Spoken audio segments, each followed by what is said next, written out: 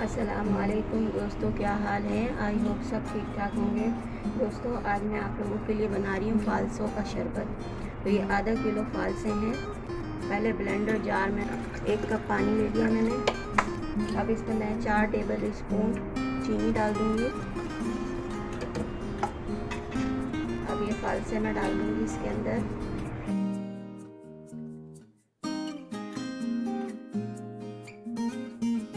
बस अब इसको मैं छान लूँगी।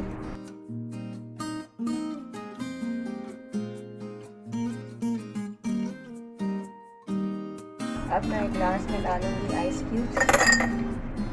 अब इसमें हाफ टी स्पून काला नमक डालें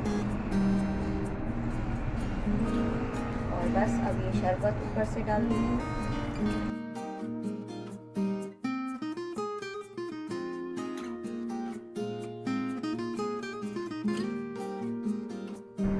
और ये रिफ्रेशिंग फालसे का शरबत बनकर तैयार है। इसे ज़रूर ट्राई कीजिएगा, इंशाल्लाह आप लोगों को बहुत पसंद आएगा।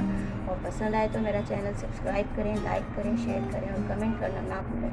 चलती हूँ, दुआ में याद रखिएगा। इंशाल्लाह फिर लौट कर आऊँगी किसी नई और मज़ेदार रेसिपी के साथ। अल्लाह हाफ़िज़।